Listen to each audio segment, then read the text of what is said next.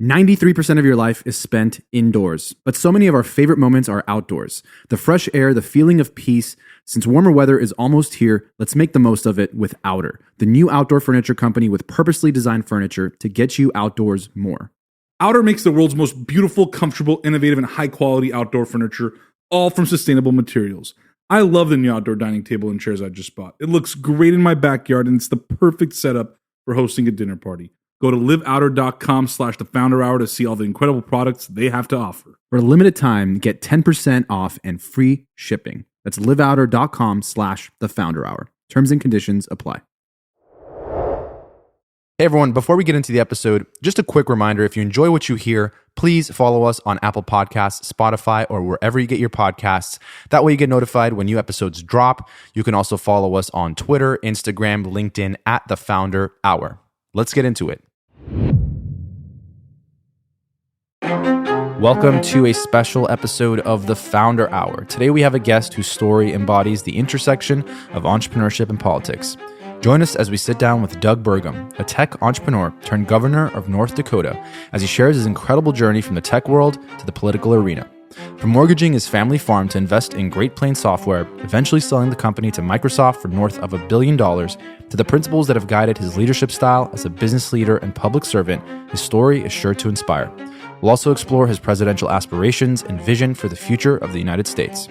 Before we dive in, we want to remind our listeners that the political views and opinions expressed by our guests are their own and do not necessarily represent the views or opinions of the podcast or its sponsors. We believe in providing a platform for open and diverse discussions, and our goal is to bring you a wide range of perspectives. As always, we encourage our listeners to form their own opinions and engage in constructive dialogue. Thank you for tuning in, and we hope you enjoy our conversation with Doug Burgum.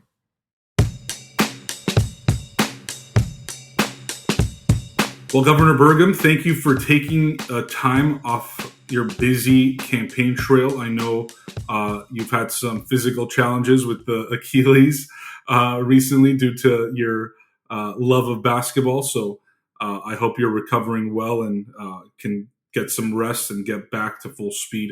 But thank you for spending some time with us to share your story and with us and our listeners. So thank you for being here.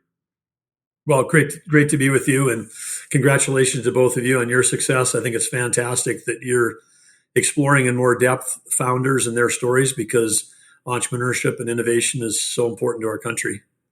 Yeah. So before kind of getting into politics, you know, you've had a very successful career in business and entrepreneurship, which not a lot of politicians can say they've had. So we'd love to kind of start there. Early days, you know, maybe kind of even like when you were born and as a kid, what you were like, and then we can get into what you're up to now. So, you know, I know you're born in North Dakota. What kind of kid was Doug Burgum? Like, what was he into? What did he like to do in his spare time? Well, I grew up in this town of 300 people, and it was. I don't remember spending hardly any time indoors. I mean, this was outdoors, spring, summer, winter, fall.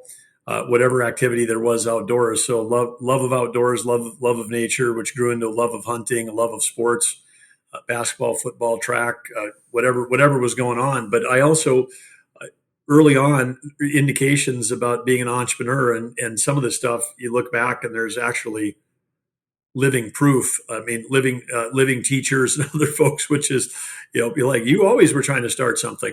And I was so fortunate as a young kid with my parents that they supported with a lot of curiosity and encouragement when I had ideas. So the first, one of the first businesses I started was a shoe shine and popcorn lemonade stand on what was Main Street. But Main Street was the only paved street in town. It was a state highway. People are going through it.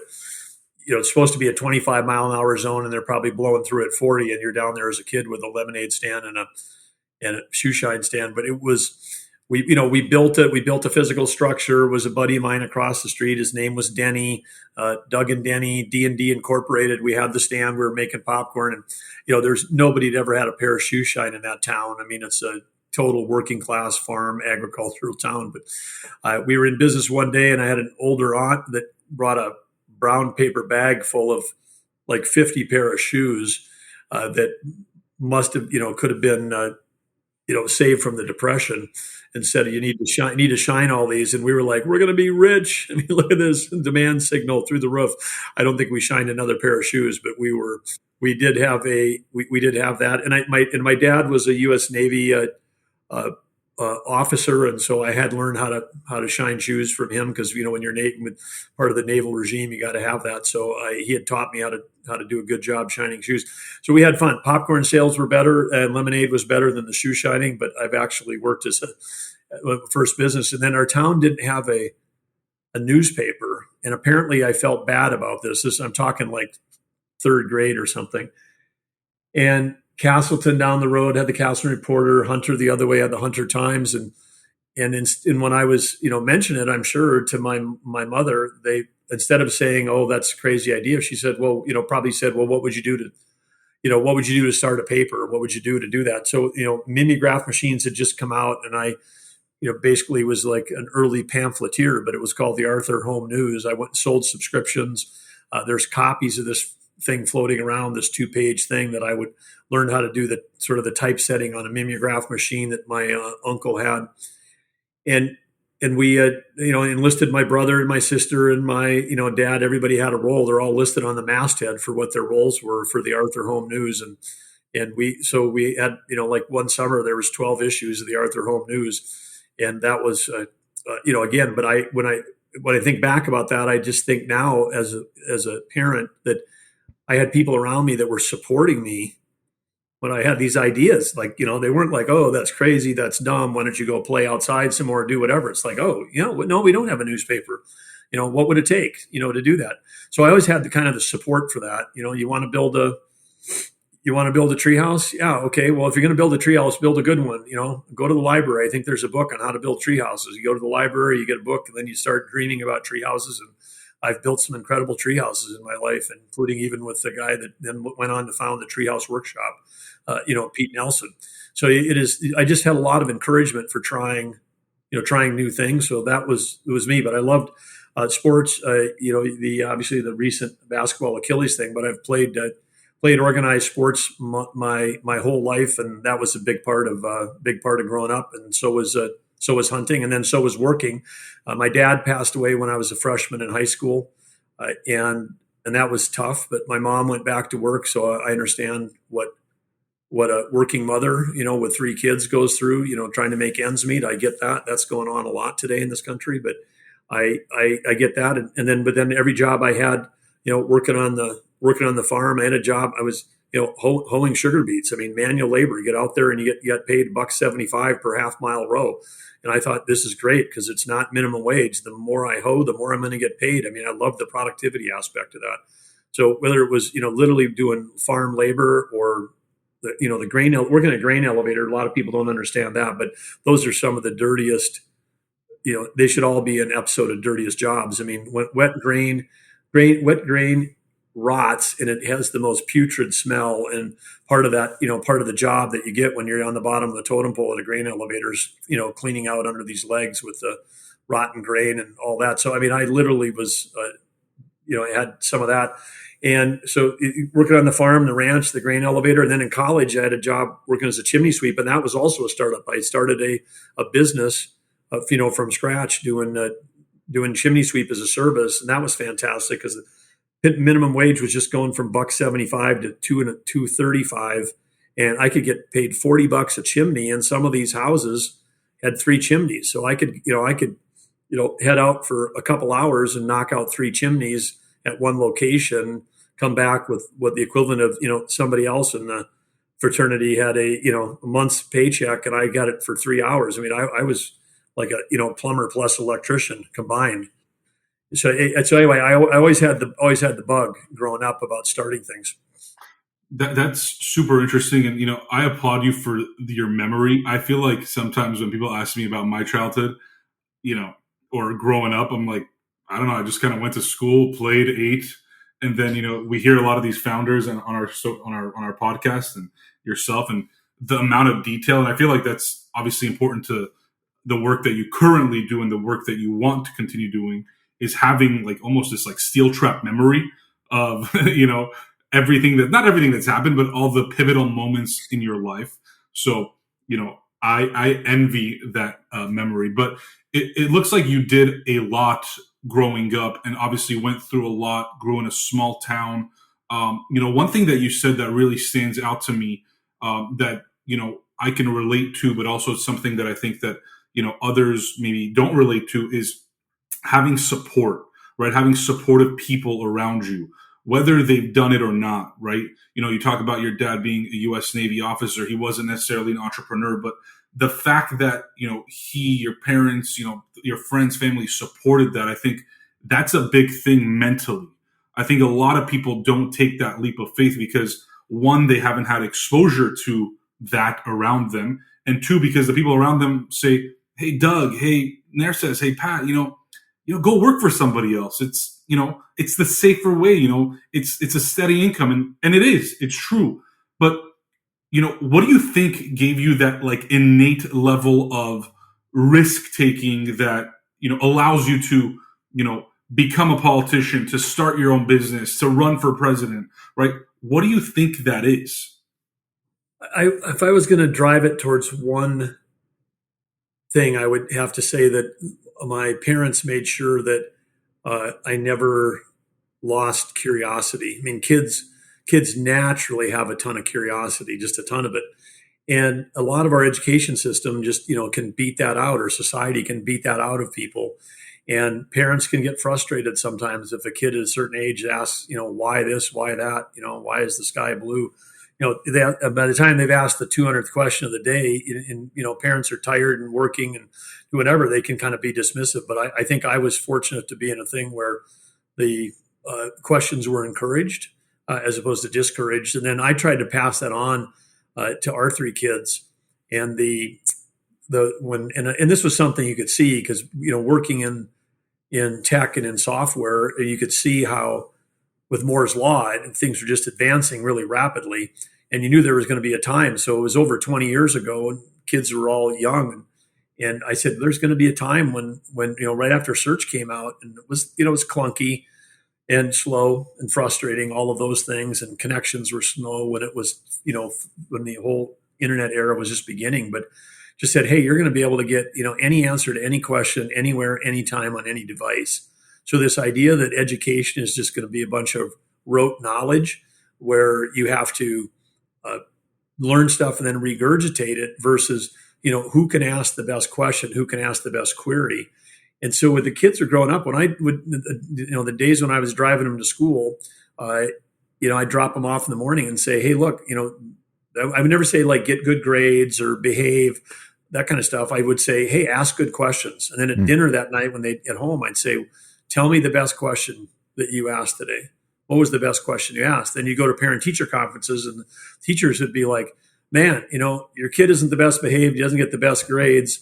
I wish he showed up more. But, man, he asked some really hard questions, or she asked some really hard questions. And when they're not there, it's the class misses them because they're driving the dialogue in a different direction with all these questions. It's like nonstop. And so I would hear that back, from at the parent-teacher conferences. So I knew that was driving home. And then, of course, now here we are. AI is launched. Who can write the best query? I mean, it's going to change entire industries from, what did you memorize to, who can ask the best question. So I think I had a jump start where I had people that were trying to encourage curiosity in me about sort of why not start a business as opposed to, hey, that'll never work. But believe me, in North Dakota and a lot of places in the country, there is plenty of culture that tries to squash entrepreneurs. And I got plenty of stories about that too. Talk to us about how you eventually ended up sort of getting involved with Great Plains Software, and what the origin story was there, and why you decided to do that after college instead of perhaps going down a more, to Narcissus' point, safe quote unquote route. Well, I was maybe because of this curiosity, I was always a little restless, a little undecided, a little untraditional. I mean, all the jobs I described earlier to you, every job I had growing up was a job where you took a shower at the end of the day, not at the beginning of the day. I never ever thought I would end up in some kind of sort of, white collar thing. And people said, you're a smart guy, what about being a lawyer? No, what about being a doctor? No, I mean, none of these things were anything that was attractive. So undergrad at North Dakota State, I was a university studies major. It was a degree that was designed for undecided freshmen, and you were supposed to transfer out of it by the end of the first quarter, and if not then, by the end of the first year. Then they found me my junior year, and they're like, "Hey, we got this junior that's in university studies." So kind of cut a deal with the university and said, "Hey, if I write a paper that explains all these eclectic classes that I've taken across 6 different colleges within the university, if I can explain that, then they're due." So there's in the lore of my alma mater, there's a thought that it's maybe the first person that graduated in university studies. So I have a Bachelor of University Studies. Get on the bus. That's got to be the funniest name of a major I've ever heard.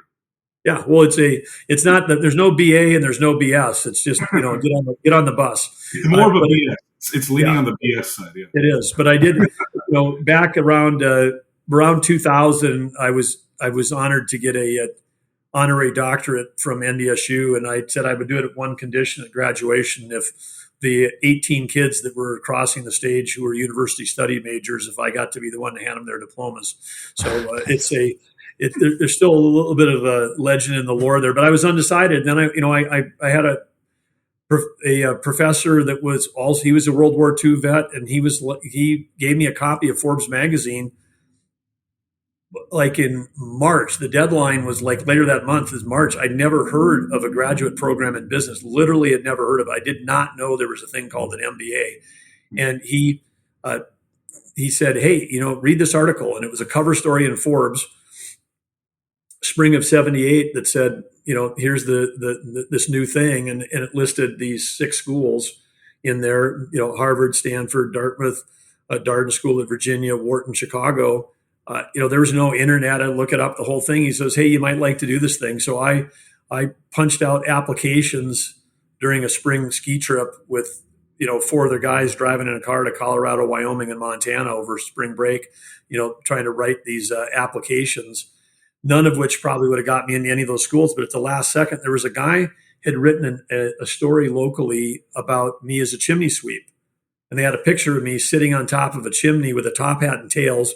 It's 10 below. The steam's come out. It's black and white. There's snow on the roof. There's another picture of me, on a rope, like it looks like a, Chilkoot Trail, Trail of 98, mountain climbing thing, getting up on the roof. Anyway, so I put that article, photographed that article, and put it on the application, and then went 6 for 6 to those schools. And I know the story from the admissions director at Stanford that said they had about 5 slots left out of 300, and they get the last 1,000 applications into last minutes, which are usually all junk. And he walks out of his office, and none of it's automated, none of it's digital, it's all paper. Everybody's crowded around one desk, and he goes, "What's going on?" Everybody get back to work kind of era. And they said, "Oh, there's a chimney sweep from North Dakota that applied." And he's like, "Give me that." He grabbed the application and a cup of coffee, went back in his office and read it. Apparently that happened 5 other times too. So being an entrepreneur can help, create new pathways, because was certainly non-traditional. And so I got in directly out of undergrad, and there was only 2 guys out of 300 that were younger than I was. Everybody else had worked, in Wall Street or a consulting firm for 2 to 4 years. So I was definitely coming in as a non-traditional. And then you asked about Great Plains. Well, then I was undecided. You didn't have to pick a major in undergrad, didn't have to pick a major in grad school. And then I had, a bunch of job offers coming out. As a good job market. And I took a job, with McKinsey. What year, just for the frame of reference? 1980, coming out of business school, and came out of there and took a job with McKinsey, because I'm like, well, I don't really have to decide what industry. I get to work with a bunch of industries. Yep. So I'm working in there in Chicago, and I'm 2.5 years into my career, and I'm walking down the hallway one night in January of 1983, and there's Adil Zainalbai sitting in a corner conference room at 2 First National Plaza in downtown Chicago, with 26th floor, with an Apple II computer with VisiCalc. And I had just spent 2 days crunching numbers. We ditched the TI. I think the HP 12C, calculator had come out, or the earlier version of that. So you're literally doing paper spreadsheets and crunching numbers. And it was probably about 6 o'clock at night because I just come from a partner's office and I'd done 2 all-nighters, and he said to me, "Hey, nice work, but what if the price goes up by this much, and what if the competition does that, and what if this?" And he asked me about a dozen what if questions. In my head, I'm going 2 hours, 2 hours, 2 hours, for every what if question, because that's about how long it would take to calculate these models that we built by hand with a calculator on paper. And then Adil, nicknamed Scratch, he went on to be head of McKinsey India. He just hit the button and he said, "Check this out." And boom, it calculated a spreadsheet, in a couple minutes, chug, chug, chug. And I just stood there and looked at the thing, and it's like, wow, that is going to change everything. That's going to change everything. Certainly going to change what we're doing. And from that moment on, I was like, I've got to get into the PC software business some way, somehow. And people were like, "Oh, you're a visionary." No, it's like I got hit in the head with a 2x4 like 12 times right in a row there. It's like, this is it. And then the thing, I mean, you've read the stories about the hidden factors of success. Well, almost everybody that started a big business in the PC software business was born within about 18 months of each other. Right. Back thing, because we were all at that age where we didn't have families and we hadn't gotten a job working for IBM with a pension, where you're all locked in and taking the secure route. And there was a group of people that had enough flexibility as well as that sort of met the moment. And then the whole class of 80 at Stanford turned out to be amazing, because a bunch of guys and gals in my class, I mean, the list of super successful people from that class, unbelievable compared to almost any other class, because of the timing of the location plus Silicon Valley plus all of that. But I was determined to make it happen someplace not in Silicon Valley. That's another story. But yeah, I saw you did befriend Steve Ballmer while you're at Stanford. And I know, like, eventually Microsoft ended up acquiring Great Plains. How much of a role? Because I want to talk about, like, MBAs. There's always like an argument of like, is it worth it? Is it not? And then people talk about the pros and the cons of it. And obviously a pro is the types of people, to your point, that you meet and befriend and work alongside and then eventually build, relationships with out in the real world. How much of that played a role, I guess, eventually when it came time to sell Great Plains? Well, it played maybe a more important role when it was to decide to jump in, because Steve was in the class behind us, and Steve didn't finish his second year. I mean, he's brilliant. He was, the most brilliant guy in his class. Anybody will tell you that. And super, super smart guy. Well, he was taking all the second year capstone classes his first year. So then, because you say, how does a second year meet a first year? A lot of times you don't. Well, the last quarter of my second year, when I'm the youngest guy in my class, virtually taking the capstone class, I ended up on a study team with 5 of the gunners, as they called them, from the first year, that were all, the 5% that were taking second year classes their first year. So I'm in a group with Steve and all the other, some top folks for this thing. So that was how I got to know him, because we spent a lot of time together working on that project that was part of this capstone class. He went to work, he had job offers from everybody. He won all the scholarships from Bain and BCG. I mean, he won everything, and he didn't take any of the jobs where he was getting paid scholarships. He went to work for his buddy Bill and went back, went to Seattle, and they had about 35 people at the time he joined, but then he didn't come back for his second year. So he and I both left the same year in 1980. But fast forward to 1983, after this thing, there was 2 young guys who'd founded a computer store in Fargo, Joe Larson and Roger. And Roger and Joe were had an Apple computer store, and they had started to write software in the back for Joe's uncle or something like that. They were trying to write some sort of accounting software. So they had this idea, and we met through connections in North Dakota. And when that was, we went to connections. We had lunch. I mean, they came. We had dinner in Chicago, and we started talking about it. And they didn't have a business plan for the software side, and they didn't have any capital. But they were entrepreneurs that had started this computer store. So we started putting our heads together. And then that's when when my dad passed away, I got 160 acres of farm ground. I literally mortgaged the farm, bet the farm, and then that became the seed capital for Great Plains Software. And we had an agreement that they would shut down the computer store. And we created a new entity that was called Great Plains Computers. We created a new entity called Great Plains Software. I put the seed capital into Great Plains Software, wrote the business plan, and I came in as a minority partner in that thing. And so we started with like less than 10 people, and away we went. 14 years later, we were, had a fantastic IPO, and 18 years later, we were an overnight success story and got acquired by Microsoft. But the decision with Steve, when I called Steve before I wrote, writing the check to go in, which is kind of, hey, are you guys ever going to get into accounting software? Because by the time you got to 1983, Microsoft was huge. They had like 200, 250 people. They were big. They were dominant. Think of that, 250 person Microsoft company. Crazy. So it is so anyway, that was just an interesting kind of perspective. But I wanted to think, and Steve told me, he said, over my dead body, we're never going to be in accounting software. So that was what he said. And then, what's impressive is even more so than, building this company is where you built it, right? Like North Dakota, it's obviously not San Francisco when it comes to software. Like San Francisco has always been the place where some of these, I know Microsoft is more so built in Seattle, but like, the Silicon Valleys of the world. And there's so many arguments about, geographically, do you have to be there to build a software company? And you did it in North Dakota. And I mean, I'm sure there have been other successes that have come out of there. But I'm just curious from your perspective, how important do you think it is to be in a certain kind of region or area when you're building a business, especially in tech? Well, this is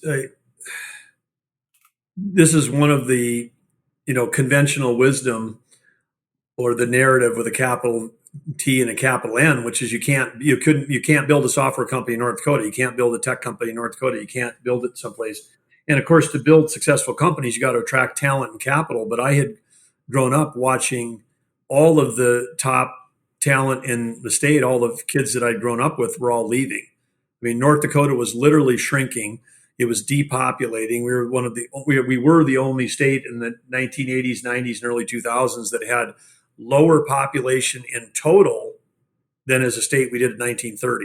So it wasn't like a little problem. It was like a big problem where we had all the young people were leaving. And when the young people leave, and then they're the ones that get married and have kids, then your birth rate drops even further. And then you end up with this demographic tree that tilts really old, and it becomes even harder. So, but this idea at that time, the computing companies were hiring. They were hiring from North Dakota universities. All the best people were leaving, and they used to call it IBM.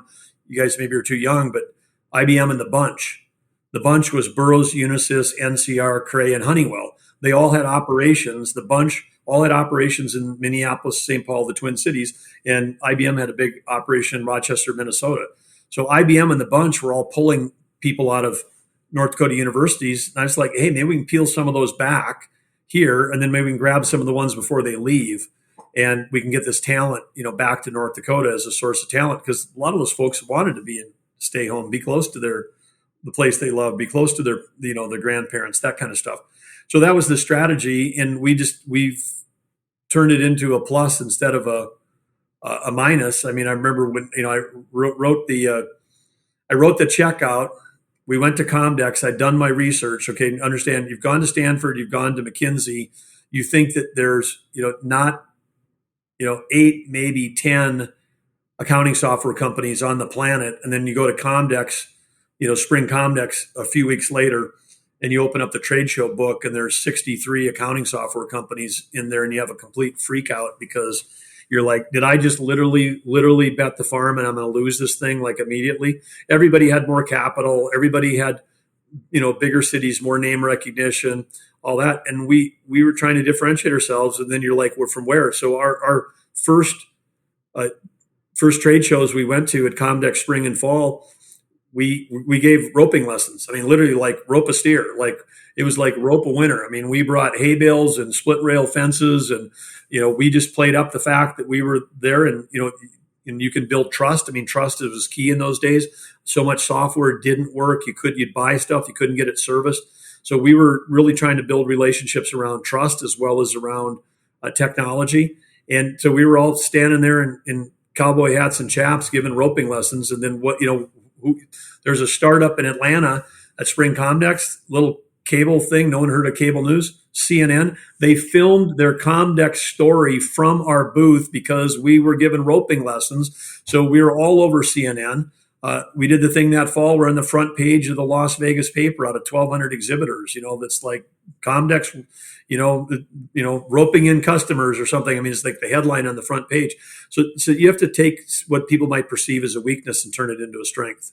That's a great lesson. The last thing you just said about turning that weakness into strength, and along with that, just the jump start, right? The fact that you had at the time the vision, and you mortgaged your family's farm that I assume wasn't very easy to buy at the time. I mean, I don't know. It's not easy to buy that kind of stuff now. And you just said, you know what, we're just going to have to do this. Like, were you scared at all at any point throughout that journey before you guys sold? I like to use the word, Posh, entrepreneurial fear, because sometimes that's the adjective. I like it. Yeah. Sometimes if you get scared, sometimes if your anxiety goes up, your creativity goes down. But so I tried to stay out of the I'm scared mode. But for 8 years, 83 to 91, it was never certain for 8 years if we were going to make it. I mean, it was always like, hey, we've climbed this one ridge and we're at the top. And then you'd look sort of, like Lewis and Clark, trying to get to the Pacific. And then you look ahead, oh, there's another mountain range ahead and it's even bigger. So you start down, you start up again. So there's a lot of that. But the other thing which we had very clear intention from the beginning, growth is a decision. It's not an outcome. It's a decision. And if you decide you're going to grow and you decide you're going to dominate or lead a market space, then all your decisions flow from that. You can't go at stuff with incremental steps. You've got to keep pushing all the cards in. And we would hire people and say, look, you're going to work for a company where, we've got our strategy, our game plan, and everybody on here, we're flying like a jet fighter plane, and there's fog up ahead of us, and there's a mountain range in that fog. We are trying to gain altitude, but we don't exactly know whether or not we're going to clear it. It might rip the gear off of the plane, or we could just disintegrate when we go into it. But that's what we're doing. If we clear it, we're going to be the market leader, and it's going to be amazing. But we talk about that when we were hiring people. Mm-hmm. So everybody was on board, which is had this go for it attitude. And then you do that in a city like Fargo, and I'd have the patron big business guys locally would,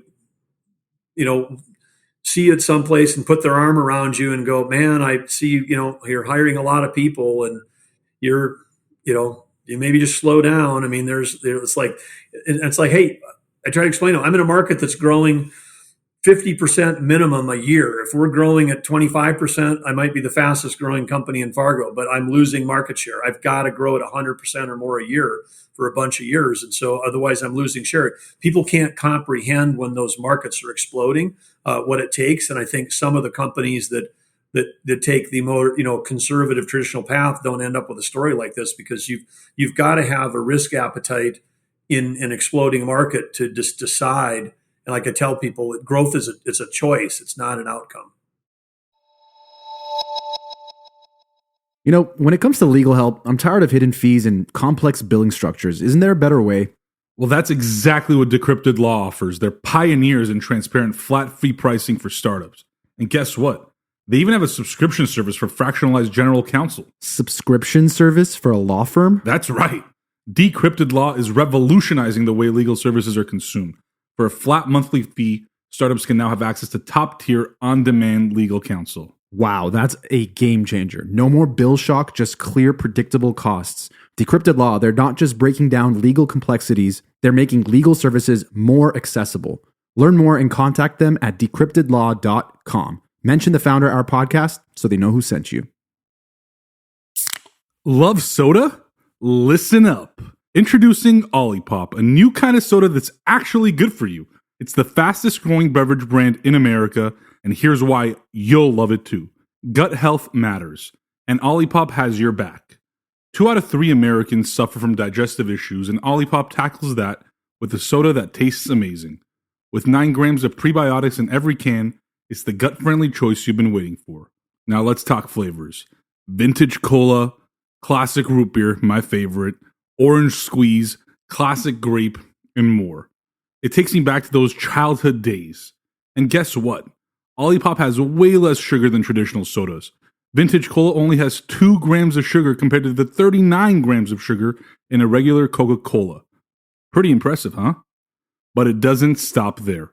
Olipop's drinks are non-GMO, vegan, paleo, and keto friendly, with less than 8 grams of net carbs per can. They've got something for everyone. Ready to give Olipop a try? The Founder Hour listeners can get 20% off their next order with the code FOUNDER20, FOUNDER 20. Head to their website, www.drinkolipop.com, or find Olipop in over 22,000 stores nationwide. The biggest fortunes aren't made on Wall Street. They're made way before startups hit the stock market. Consider Mike Walsh, a name just like any of ours who invested $5,000 into Uber. And that investment money, it grew to a staggering $24,827,400. Such opportunities were once behind closed doors, reserved for those with connections and vast fortunes. But that's no more. Start Engine is tearing down those exclusivity walls and making startup investments accessible to you and me. With Howard Marks, co-founder of the gaming giant Activision, at the helm, Start Engine and its 1.7 million users have fueled startups with over $1.1 billion. This is no longer just an investment platform, but an investing revolution. And it gets better. They're inviting you to be a part of their journey. With just $500, you can join their live fundraising round and own shares of this revolutionary company. Click the link in the episode description and jump on board before their investment round wraps up. Talk to us about your leadership style. Like, what are the sort of core principles that have guided you first as an entrepreneur and business owner, and then obviously currently in public office? Like, what are those principles that you've sort of always, led by? Well, they've been so consistent for so long. They're easy, and we talk about them now at the state of North Dakota. They're on the governor's coin, but one of them we've already talked about, which is curiosity, which is imperative. You have to have team members that bring innate curiosity to what they do, so that you give them a job description, and then they might go, what if this isn't the right job description? Maybe I should be doing this, slightly differently. Why am I doing it this way? I could be doing it better, faster, cheaper, smarter.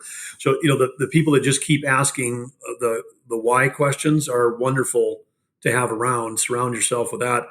Second one is gratitude, which is we lead with gratitude. I mean, everybody gets frustrated in these things. And, even in those 8 years of entrepreneurial fear, are we going to financially make it? I mean, there was times there where I cut my own pay to make sure we could make payroll for the team. I mean, there was like times where, okay, we've just got to, keep driving forward. But the gratitude, because you can have gratitude for your customers, your partners, your vendors, your team members, your supporters, your investors. I mean, and it's a bucket that I always feel like, why are people so scarce in their use of gratitude? Because it's like you're sitting. Nobody sits at a desk, but if you were, and you're the CEO, and then you got a bucket next to you, and the bucket's called the gratitude bucket, and you dish some out, and you give it to, hey, we're gonna hold awards for all of our amazing team members. Next day, how about our vendors? Let's do a vendor appreciation day, not we're gonna go battle with our vendors and try to chisel them down on price. No, we held a vendor appreciation day. We brought them in from all over the country. Hotel people, airlines, printing companies, FedEx, UPS. I mean, everybody that we wrote an invoice to, we said, you're coming here. We told them, we're trying to grow 100% by next year.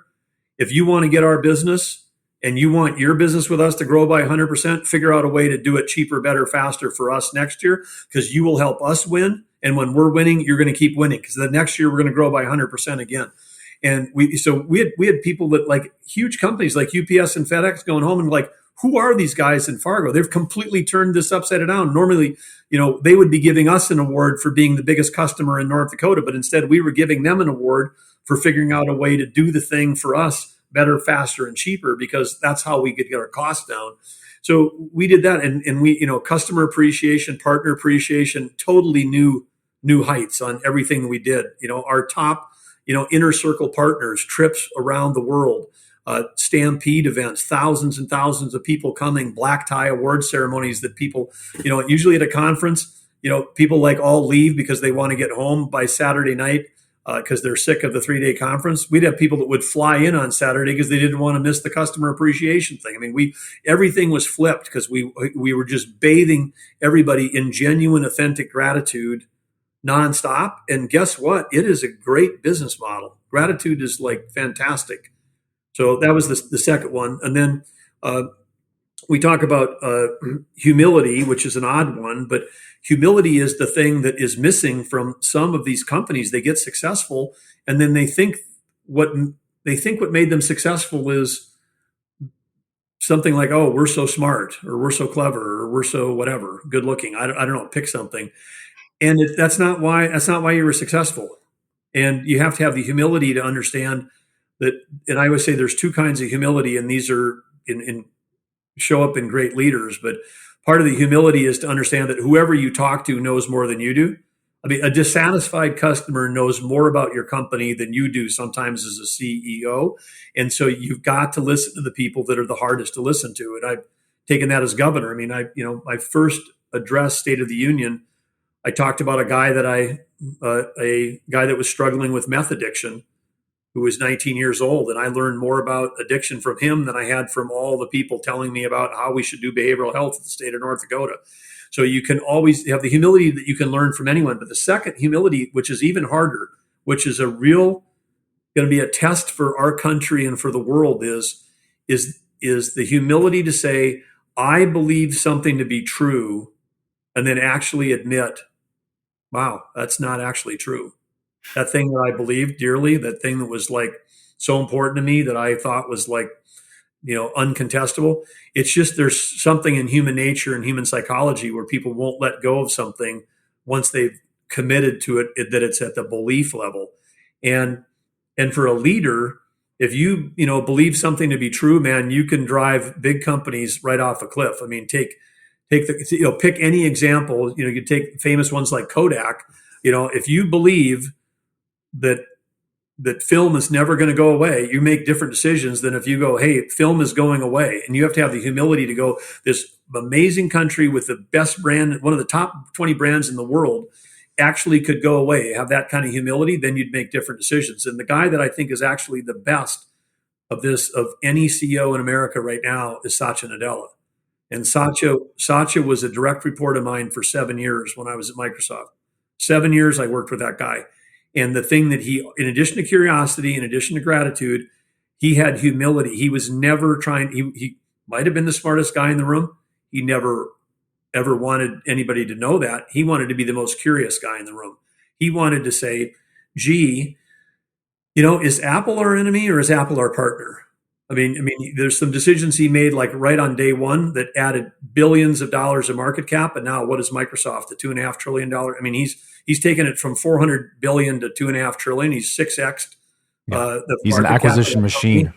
Yeah. I mean, 6x the market cap during that time. And I would say that, it was humility was one of the things that really drove that. And then the last one of the four values, which is necessary, is courage. You have to have if you have all these other attributes, you still can have people that won't take the step to bet the farm or bet their reputation or put their life out there, understanding that, wow, if this doesn't work, this could be a big failure.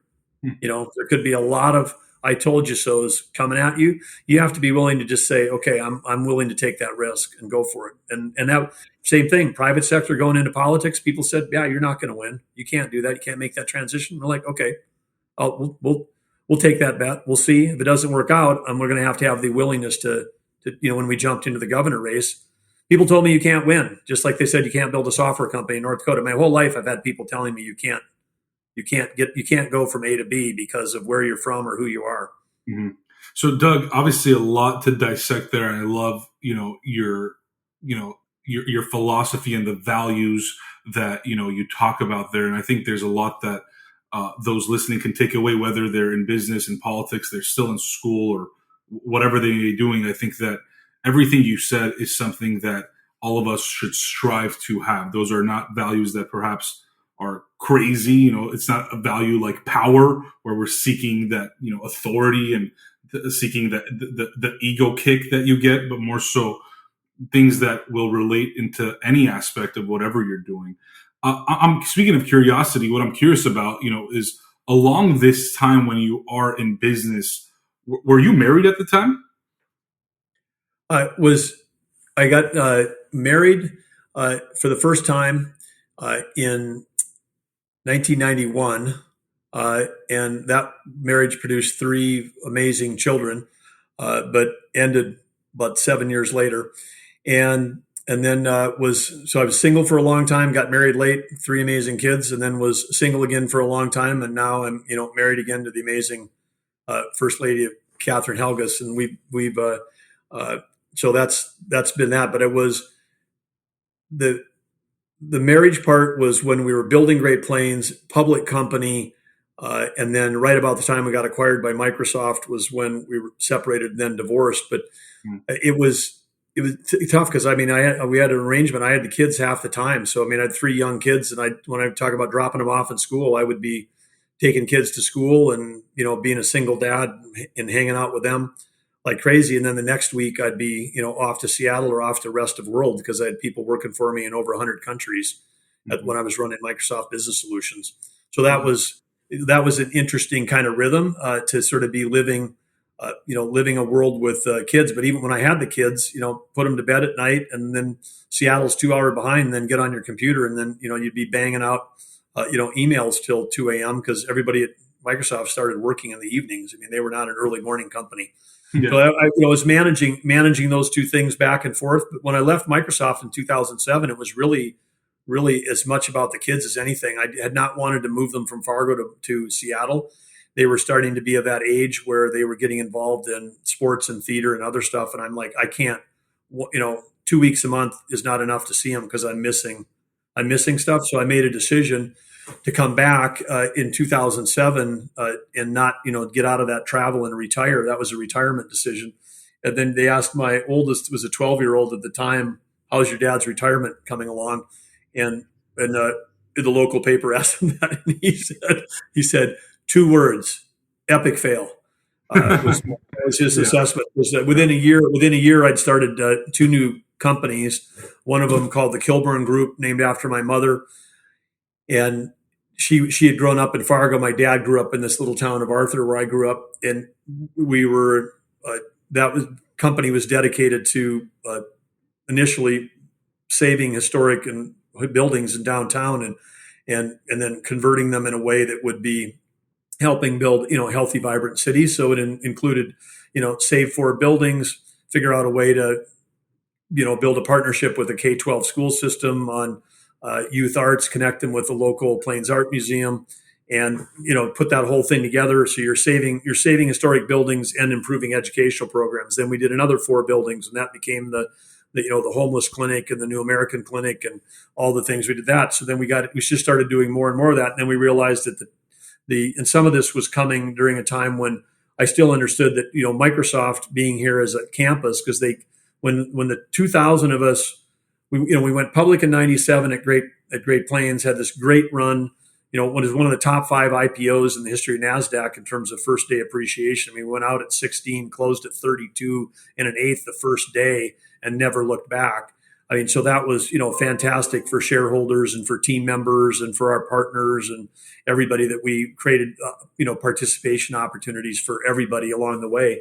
But then when Microsoft came along, we said no twice. We were a public company, they were a public company, and they wanted to acquire us.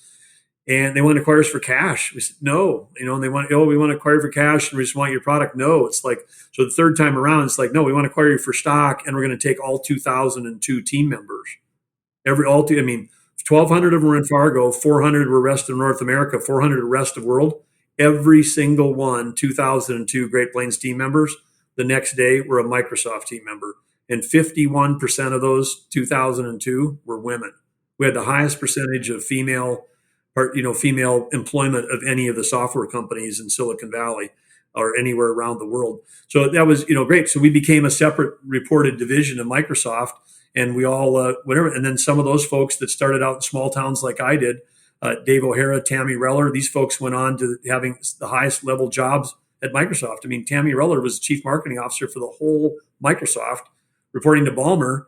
And she was a college hire summer internship college hire here in North Dakota. Dave O'Hara is been the CFO for all the commercial business right now. I mean, he just got done with the $80 billion Activision deal. He's a small town guy from South Dakota that was part of Great Plains. And of course, I already mentioned, the connection with Satya, was part of our business solutions team when we were working together.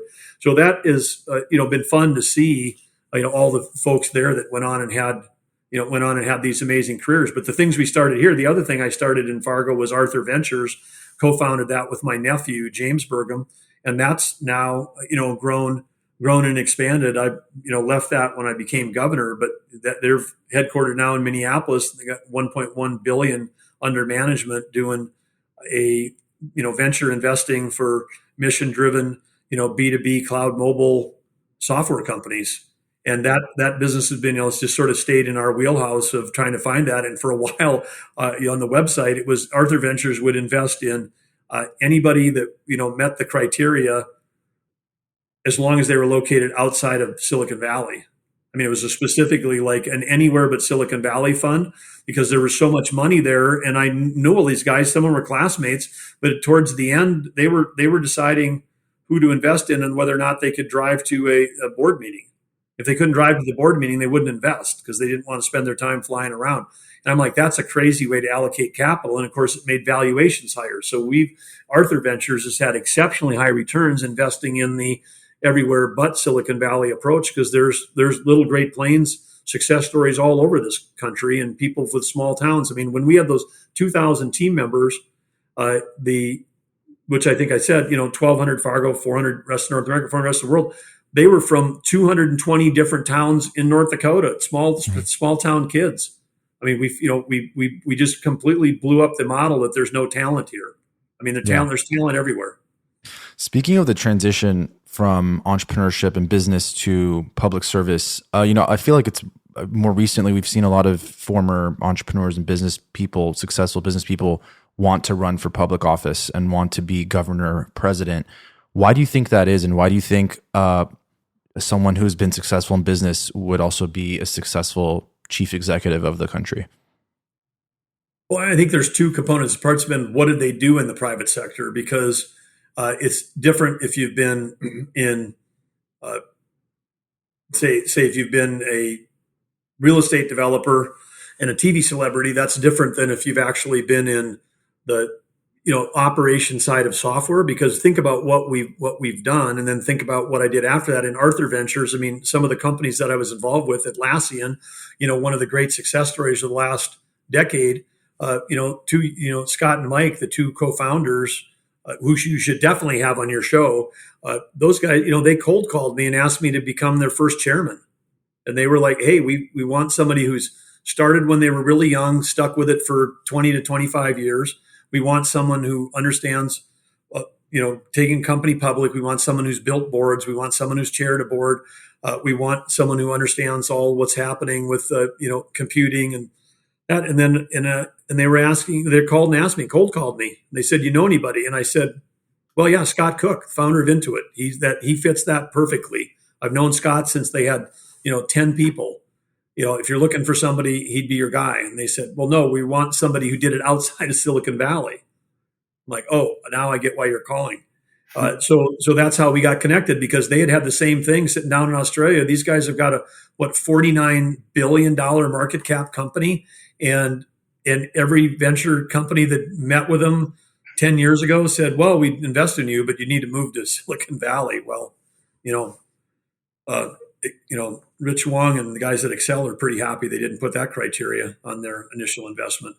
So it is so there's like that. And so we whether, Avalara, which was a Great Plains partner company, those guys got bought by Vista Equity last year for $8 billion.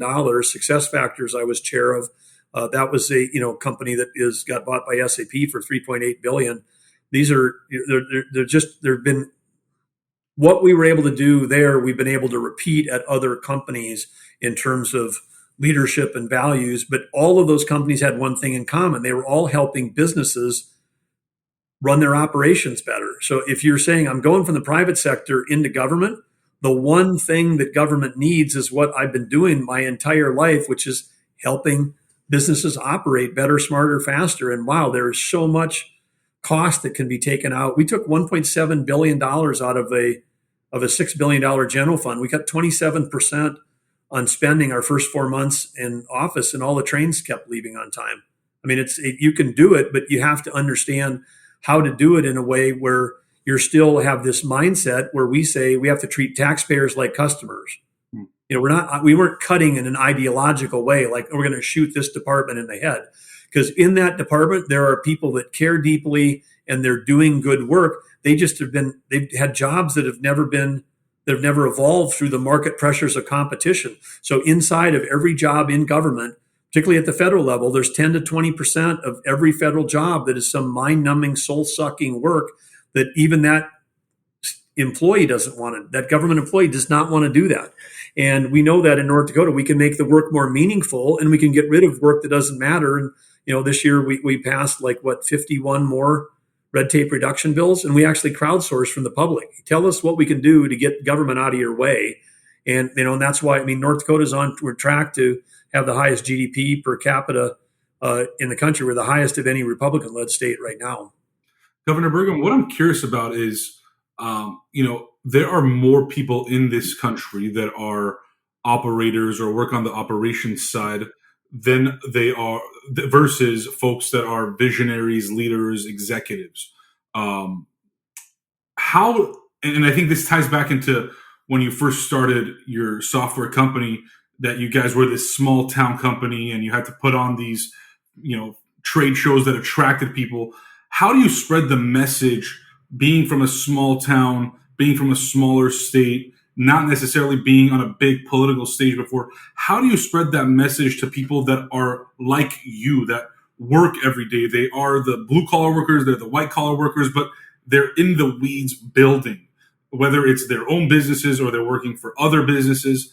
That's what they do every day, is they try to make processes more efficient. They try to make their work a lot faster, a lot more quick, a lot less expensive.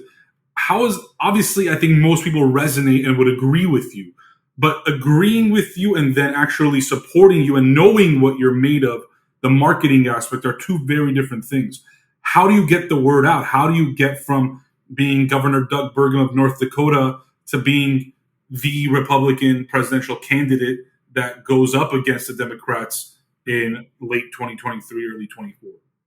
The path to victory is fortunately fairly straightforward, which is the nation has always looked to the early primary states as an indication. I mean, right now, ignore every national poll you see, and you can even kind of ignore the national. These debates. The debates right now are just. That's like, what is that? That's not a presidential debate. That's not how either of you or any company in America would select their next leader. It's infotainment. It's political theater, it's whatever. It's like, let's pick the guy that has got the quickest retort and the biggest insult.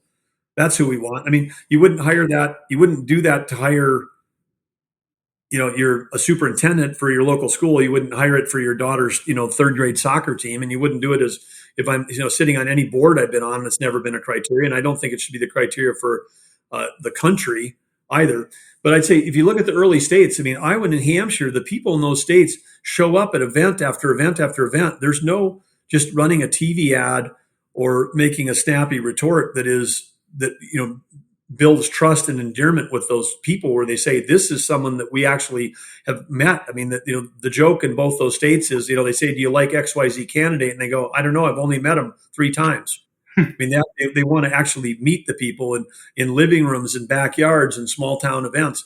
And so we're out there putting in the groundwork in those states. And I think you're going to see in those states, you're seeing that there's plenty of room for an alternative because people are looking for an alternative. Some people like what they've had in the past. Others are looking for alternatives, and they're shopping right now. And so those, I think and we got many months to go between when the voting starts in January, and we're going to be there.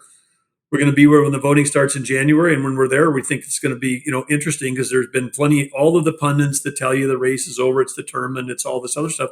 Look, even in recent history, you've had unknowns, win Iowa and New Hampshire that were at this time before polling in the single digits. So we're not trying to do something that's never been done before, but we do need to get the message out because there's much more here than the remarkable success we've had in the state of North Dakota. There's the 3 decades of building businesses, creating high paying jobs, competing with China. I mean, the first time I was a young kid, I was coming back from setting up our first international dealership in Australia, stopped in China on the way back in 1989, and we did not even have an Australian version yet, much less a Chinese version, and walked into a street market because I heard that you could buy Lotus 123 and a bunch, MS-DOS and a bunch of other stuff for cheap over there. And I said, "Do you have Great Plains software?" And the guy said, "Yes." And he went over and you could buy modules of Great Plains for $1 on a 5.25 inch floppies. And I was like,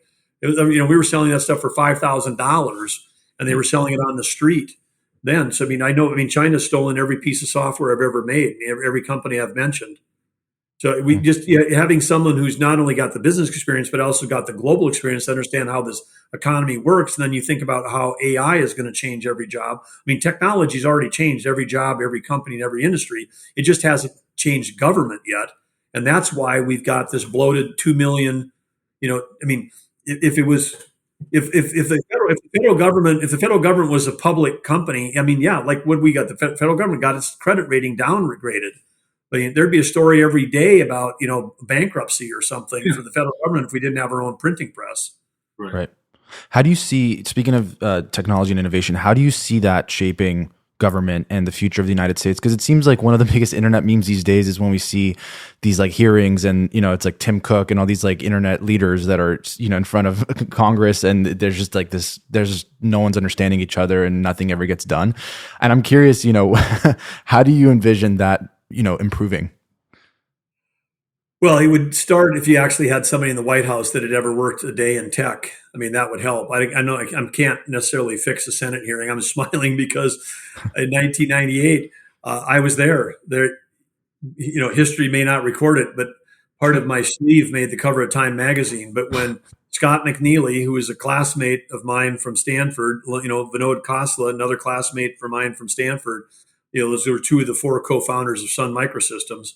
But Scott McNeely, Bill Gates, Michael Dell, and then Jim Barksdale, who was there instead of Andreessen because he was the CEO. Andreessen had invented the browser.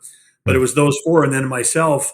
And then those guys were, those guys made the cover and then they and I always joke that part of my cuff made the cover of Time magazine.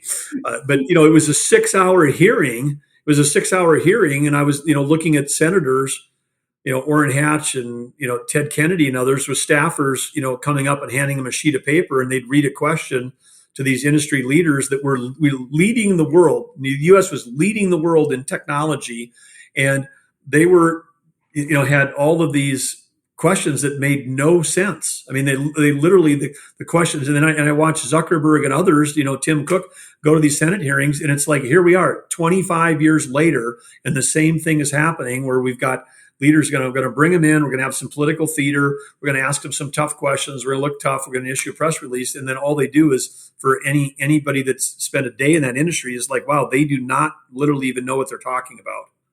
What do you see, speaking of the presidency, what do you see as the biggest sort of challenges and obstacles that you would face being in that position, just in general?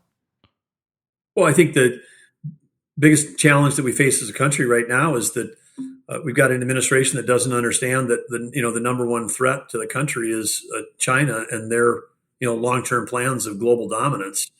They think there's every day there's something else that is the existential crisis of our time, and it's not the thing that actually matters, because we're on a path where we're across our economic plans, our energy policy, and our national defense and our national security, is we're actually empowering dictators, destabilizing the world, hurting the economy, hurting working families, hurting our competitiveness.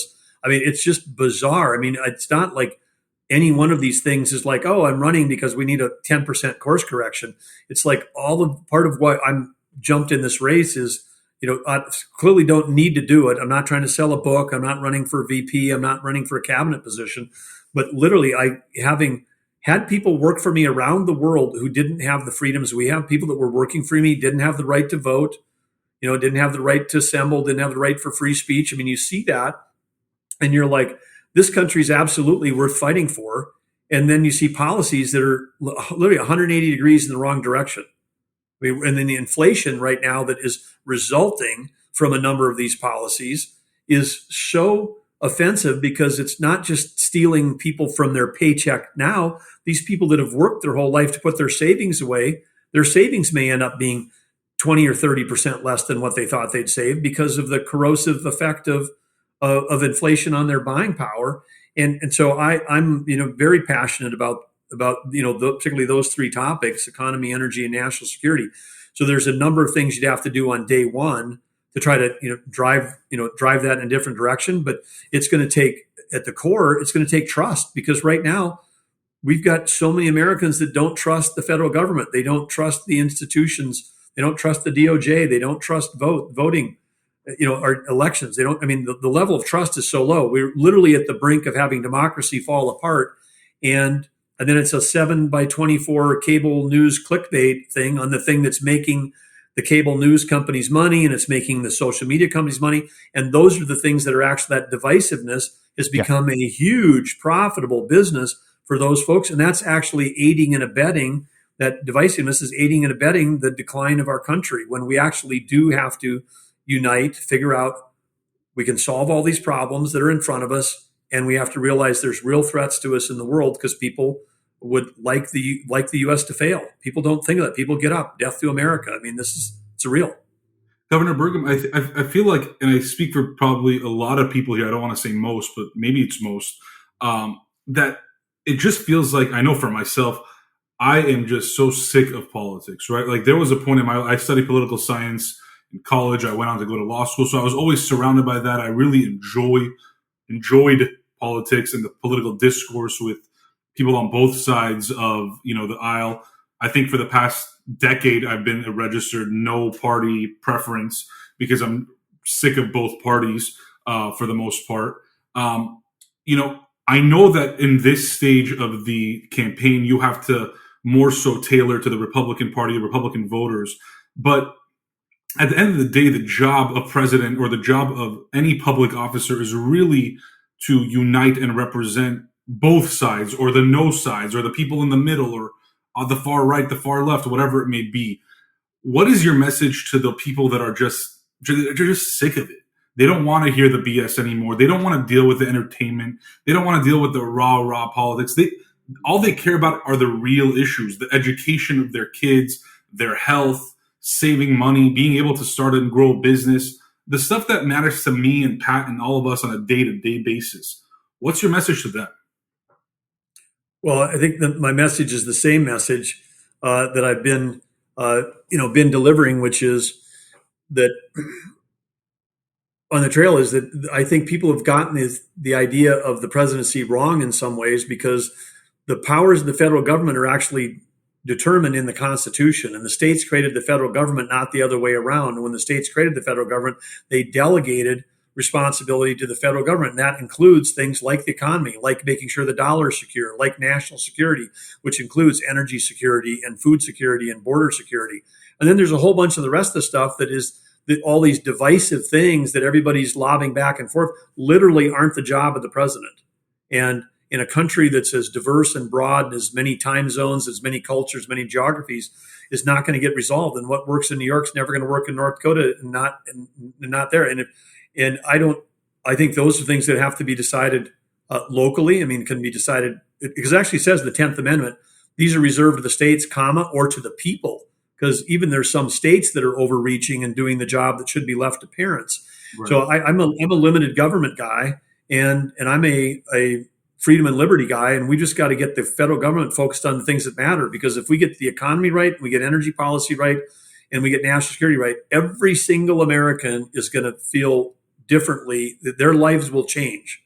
I mean, their economic prosperity will increase. They'll feel safer. Their kids won't have to go to, kids and grandkids won't be going to World War III. I mean, there's all these things. So we're really focused on any leader of any company or a state or the country has to understand what is the job, what is the mission, and how do you execute that mission. And right now in this world of celebrity politics, I mean, Posh, you are in the majority. The majority is you. The majority is no longer belongs to, independence is larger than either Republicans or Democrats. And the exhausted majority includes a bunch of people that are still registered as Republicans and Democrats that are also fed up with it. And so, but that group has to show up and vote, because if the primaries are going to be driven by the extremes, we're going to end up with the kinds of politics we've had. So somehow there has to be an awakening of that exhausted majority to actually show up and go, no, we want a uniter, we want a problem solver, we want someone who has got the skills and the capability and the understanding and the empathy and the experience and the character, the integrity to actually go out and get this thing done. And that's why we're in the race, because we don't see anybody else at all that's got a combination of the business skills and the execution now at the government level. Because when you're a governor, you get a front row seat on where the federal government is out of bounds, which is that's the most valuable part about being governor. I mean, it's an executive role job, but I will never be a senator or a congressman. I have no interest in putting on a jersey and lobbing bombs at the other side. That stuff drives me absolutely nuts. I mean, that's when we say in North Dakota, when there's a blizzard in North Dakota, guess what? We plow the roads for Republicans, independents, and Democrats. We work for everybody. When we're trying to solve the problem of there's 110,000 deaths from overdoses in 2022 in America. The first lady of North Dakota has been courageous in sharing her story. She battled addiction for 25 years. Now she's in recovery. The idea that we've lost over 4 Vietnams worth of casualties to fentanyl poisonings under the Biden administration and have an open border, to me that's a disaster. And those overdose deaths aren't happening along party lines. They're happening to everybody of all economic levels. I'm sure I know I've got friends who've lost sons, daughters, nieces, nephews, friends, moms, dads. I mean, everybody knows somebody now. How can you not? We're losing 300 a day in our country, and nobody talks about it. Everybody's talking about something else. I mean, they're talking about the latest clickbait. And so we want to get to work at the issues that are really affecting everybody. And some of those issues have nothing to do with party lines. Yeah. Governor Burgum, on a non-political, non-business note, I know North Dakota doesn't have their own basketball team in the NBA. So who's your go-to team? Who do you support? Well, listen, when I was living in Chicago, every team in Chicago was horrible. Right. I mean, the Bears that was when the Bears had 300 people in the stadium and people were, you've seen pictures of the paper bags over their head. The fans didn't want to be identified. So it was easy in the 80s and 90s after I was long gone to become a Bulls fan and kind of ride that train. And I actually did go to Michael Jordan's basketball camp in 1998, right after he'd won the sixth ring. And that was an incredible experience. People say, oh, it's MJ's camp. He had all the top college coaches there. The two coaches I had for the week were Dean Smith and John Thompson. Those are my coaches for a week. And my buddy from North Dakota that ended up as the MVP of the camp, there was 80 people there. They divide you into 8 teams of 10. His coaches were Roy Williams and Lute Olson. Wow. It was just, the whole thing. Coach K was there. All the referees were refs that watched Michael play in college. You get these guys from the ACC and the NBA that were friends of his. The whole thing was incredible. And so I was a Bulls fan. More recently, I've become I got a little bit on the Bucks bandwagon because I've got a buddy there that is a friend of mine that is a part owner of the Bucks, and then another classmate of mine, Bob Cagle, was one of the owners of the Warriors. So it's been easy to be kind of a bandwagon NBA guy. But just to show that I'm not just a fair weather sailor, I've been a lifelong Vikings fan because everybody in Eastern North Dakota, grew up cheering for the Vikings, and so I've gone through as in my youth, I went through 4 traumatic Super Bowl losses in short succession. And I, always think, where could I have ended up if the Vikings had just won one of those? No one can say you don't have anything in common with President Obama then. So There you go. Just to wrap this up with one last question. We think about the presidents that we've had in the United States since its inception. And in the early days, we didn't have technology and social media and all these things, and so maybe they weren't under the sort of microscopic lens of every little move that they're making, and critique here and critique there, but in certain ways, it is good to have that and hold that accountability these days. And so I'm curious, in your perspective. We hear a lot of things about those presidents, and a lot of it is hearsay. A lot of it is passed down from generation to generation in the history books. What is your legacy, assuming you were to win the candidacy? What is a legacy you hope to leave behind? Well, I think the legacy, if you said in a Burgum administration, you're successful to get 2 terms to get it done, you got to earn that, but you get 2 terms to get it done. America's going to be healthier. It's going to be safer. It's going to be more prosperous. And we're going to be less divisive. I mean, those are the things. I mean, and these are things that when I had people working for me all over the world, it didn't matter what race, creed, religion, what part of the world you came from, there was common values and common aspirations that everybody had. Everybody wants their kids to have a better opportunity than they do. Everybody wants their kids to have a great education and be safe when they go to school. Everybody wants their communities to be thriving. Everybody wants to be, the next generation to be more prosperous. You bottle it all up and call it the American dream, but that's the dream. That's the dream of the world too. I mean, everybody wants that, and we have the possibility to do that. We're the one country. I mean, we're competing with people that have walls to keep people in. I mean, think of that. I mean, think Iran, think Russia, think China.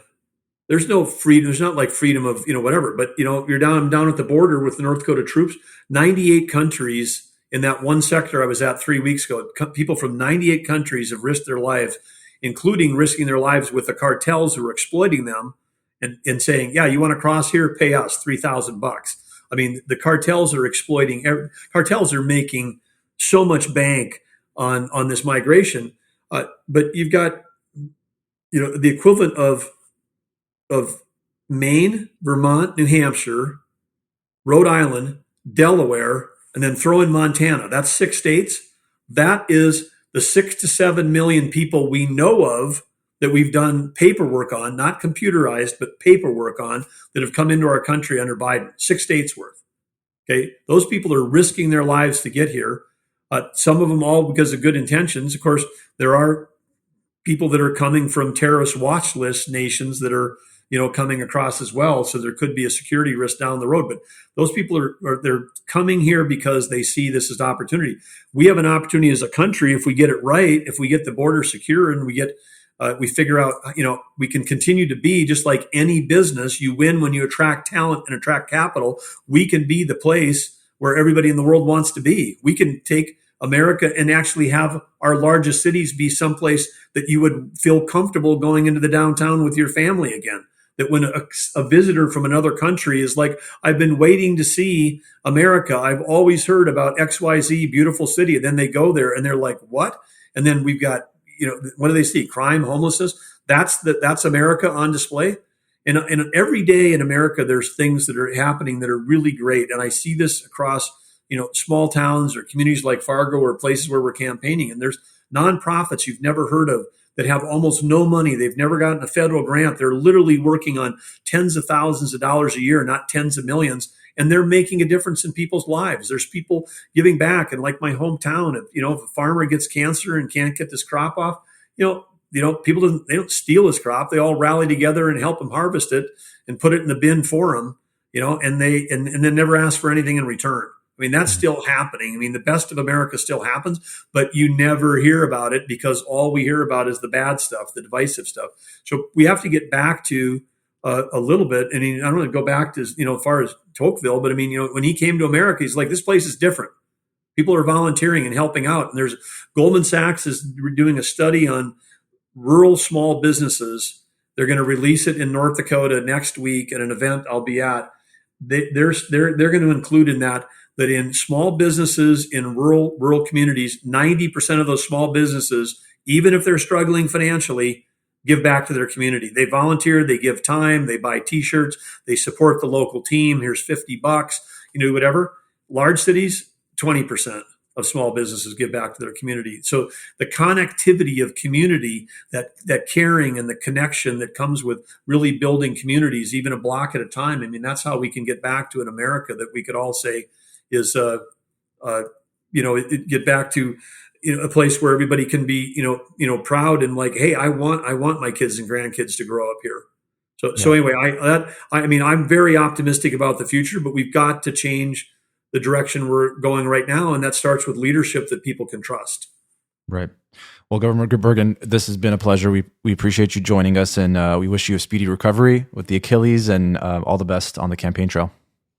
Well, thank you. I really appreciate it, Pat, Posh. Great to be with both of you. And again, congrats to both of you. And thanks for all the inspiration you're doing for founders everywhere, because our country is built around innovation and entrepreneurship. And the last closing thought I would say is, people say, how are you getting done in North Dakota? We get together every day in the governor's office. We put our hands together and we say, innovation, not regulation.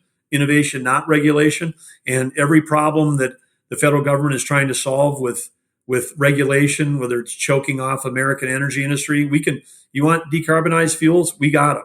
You want to solve, issues around the environment, we can do that with innovation. It's not about saying we're going to outlaw X and everybody going to subsidize Y. That does not produce the outcomes. That's centralized, controlled economies.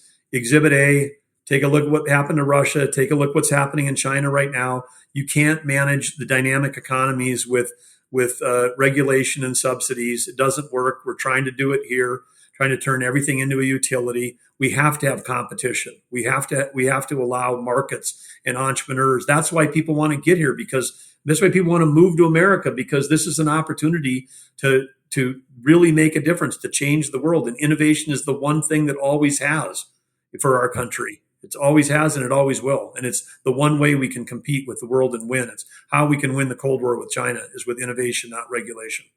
Thank you, Governor Burgum. And, like Pat said, best of luck. Thank you for spending time with us, and enjoy the Labor Day weekend. I know you need the rest. So we hope to see more of you. And if you come out to California, specifically Los Angeles, we'd love to have you here.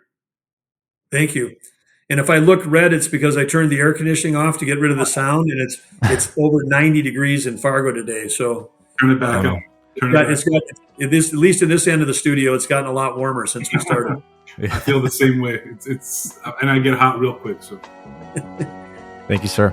All right. Thank you both.